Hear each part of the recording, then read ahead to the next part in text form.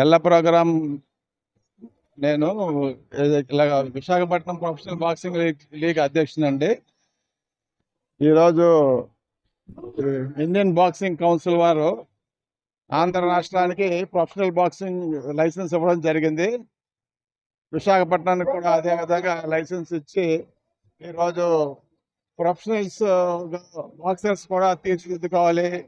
వాళ్ళు ఈ పార్టిసిపేట్ చేసి అమెచ్యూర్ బాక్సింగ్ కాదు, ప్రొఫెషనల్ బాక్సింగ్లో కూడా పార్టిసిపేట్ చేస్తే ఇంటర్నేషనల్గా ఇంకా బాగా మన ప్రతిభ ప్రదర్శించవచ్చు అనేసి మాకు ఈ లైసెన్స్ ఇవ్వడం జరిగింది. అందులో భాగంగా ఈరోజు 14 బౌట్స్ ప్రొఫెషనల్ లీగ్లో జరుగుతున్నాయి. ఇక్కడ కైలాసపురం అందు ఈ టోర్నమెంట్ జరుగుతుంది. విష్ణుకుమార్ రాజు గారు ముఖ్య అతిథిగా, శ్రీరామరాజు సుధాకర్ గారు, అలాగే మన పోర్ట్ యూనియన్ నాయకులు ఇక్కడ చందు గారు రావడం జరిగింది. ఇక్కడ కైలాసపురం విశాఖపట్నం ప్రాంత ప్రజలందరూ కూడా ప్రోత్సహిస్తున్నారు. ఖచ్చితంగా ఇంకా హై లెవెల్లో బిగ్ లీగ్లో ఈ టోర్నమెంట్స్ జరుగుతాయని ప్రొఫెషనల్ బాక్సింగ్ మరింతగా మాకు ప్రోత్సాహం లభిస్తుందని ఆశిస్తూ పత్రికా విలేకరులకు ఇలాగ ఎలక్ట్రానిక్ మీడియాకు కూడా మేము మా యొక్క ధన్యవాదాలు తెలియపరచుకుంటున్నాం. మాకు ఎంకరేజ్ చేస్తున్నందుకు ఎల్లవెల్ల. రఘురామ్ గారు ఎప్పటి నుంచి మీరు ప్రెసిడెంట్ గా ఉంటున్నారు కదా, రానున్న దినాలు విశాఖపట్నంలో ఇప్పుడే కూడా అద్భుతాలు జరగవండి. ఒక రోజులోనే ఇలాగ తరచు టోర్నమెంట్స్ కండక్ట్ చేస్తూ ముందుకు వెళ్తే కుర్రాళ్ళు కూడా కొత్త కుర్రాళ్ళు బాక్సింగ్లో తయారవుతారు.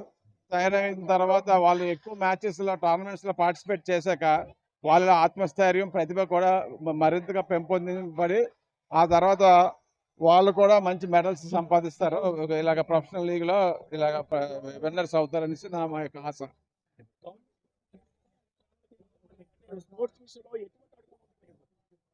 మేము ఆశతో ఉన్నామండి. మేము స్పోర్ట్స్ అసోసియేషన్స్ వాళ్ళం. మేము ఏ ప్రభుత్వం వచ్చినా క్రీడాకారులకి ప్రోత్సహించాలనేసి మేము కోరుకుంటున్నాము. అదేవిధంగా ఇప్పుడు మాకు మేము చూస్తున్నది ఏంటంటే ఇక్కడ చంద్రబాబు నాయుడు గారు కానివ్వండి, లోకేష్ గారు అవనివ్వండి, పవన్ కళ్యాణ్ గారు అవనివ్వండి, అటు బీజేపీ వైపు నుంచి కూడా అందరూ కూడా అటు కేంద్ర లెవెల్లో ఇక్కడ రాష్ట్ర లెవెల్లో ఒక కూటమిగా ఏర్పడి ప్రభుత్వాన్ని ప్రజలు వాళ్ళకి ఇవ్వడం జరిగింది. ఖచ్చితంగా ఈ పోటీ ప్రపంచంలో క్రీడలకు కూడా ప్రోత్సహిస్తారనేసి మాకైతే వాళ్ళ మీద నమ్మకం ఉన్నదండి. విశాఖపట్నం న్యాచురల్గా చాలామంది స్పోర్ట్స్ పర్సన్స్ ఉన్నారు. అటు హాకీ అవనివ్వండి, బాక్సింగ్ అవనివ్వండి, ఫుట్బాల్ అవనివ్వండి. సో ఈ క్రీడలు కూడా వాళ్ళు ప్రోత్సహించాలనేసి మా యొక్క నమ్మకం, కోరిక కూడాను. స్పోర్ట్స్ మెన్ చాలా మంది ఉన్నారు, అందులో కూడా చాలా మంది ఉన్నారు. అంటే ప్రభుత్వాలు సహకారం లేక వాళ్ళకి ఉద్యోగాలు కూడా లేకుండా చాలా మంది ఖాళీగా ఉండిపోతున్నారు. దానికి ఏం చేద్దాం? మన దురదృష్టం ఏంటంటే స్వతంత్రం వచ్చిన దగ్గర నుంచి ఇప్పటి వరకు కూడా రాష్ట్రంలో కానీ కేంద్రంలో కానీ ఏ ప్రభుత్వం వచ్చినా క్రీడాకారులని అంతగా ప్రోత్సహించట్లేదు. ఏదో టచ్ అండ్ ఫీల్, ఏదో పేరుకి ఆ టోర్నమెంట్ జరిగినప్పుడు చీఫ్ గెస్ట్గా వచ్చి మెడల్స్ అందించి ఆ తర్వాత ఏమైనా వచ్చి మేము ఇలా చేస్తాం అలా చేస్తాం అని చెప్పడం కానీ కంటిన్యూటీ లేదు. దురదృష్టం ఏంటంటే తగు రీతిలో స్పోర్ట్స్కి ఎంకరేజ్మెంట్ లేదు. అయితే ఒక ఈ ఏమంటారు ఈ లిబరలైజేషన్ స్టార్ట్ అయిన తర్వాత ఎప్పుడైతే పబ్లిక్ సెక్టర్ నుంచి ప్రైవేట్ సెక్టర్కి ఈ పెంపొందించినప్పుడు స్పోర్ట్స్ని ఎంకరేజ్ చేస్తే మా యొక్క బ్రాండ్ ఇమేజ్ కూడా పెరుగుతుంది అనేసి రిలయన్స్ అని, ఎస్ఆర్ అని ఇలాంటి కంపెనీస్ అన్నీ కూడా ముందు వచ్చి స్పోర్ట్స్ మెన్ ఎంకరేజ్ చేస్తున్నారు.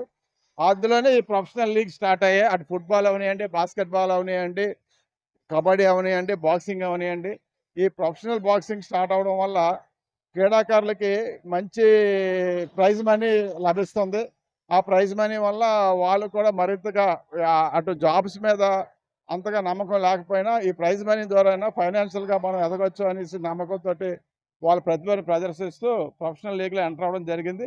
మాకు ఈ ప్రొఫెషనల్ బాక్సింగ్ లైసెన్స్ రావడం మేము అదృష్టంగా భావిస్తున్నాం.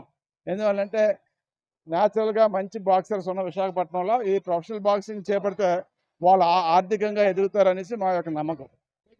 7 నియోజకవర్గాలు ఏవైతే ఉన్నాయో అందులో మరి 4 నియోజకవర్గాలు ఈస్ట్, వెస్ట్, సౌత్, నార్త్ ఉన్నాయి. ఇక్కడ ఎమ్మెల్యేలతో కూడా ఎక్స్ట్రా 3 ఎమ్మెల్యేలు యాడ్ అయ్యారు. అందులో ఎంపీ భర్త గారు కూడా యవనస్తులు కదా, అనుకున్నారు. ఏమండి, అదే న్యాచురల్గా మన బ్లడ్లో నుంచి రావాలండి. స్పోర్ట్స్ ఎంకరేజ్ చేయాలనేసి రాజకీయం వేరు, స్పోర్ట్స్ మ్యాన్ ఎంకరేజ్ చేయడం వేరు. సో మేము ఆయన డెఫినెట్గా అప్రోచ్ అవుతాం. ఇందులో కూడా మంచి స్పోర్ట్స్ క్యాంపస్ ఉంది. ఖచ్చితంగా ఆయన కూడా మాకు క్రీడలు ఎంకరేజ్ చేస్తారని మాకు ఆశ ఉన్నదండి. ఇక్కడ స్థానికులు మీరు రెండో స్థానికత్వంతో పాటు అమ్మవారి గారికి బాగా దగ్గరగా ఉంటారు.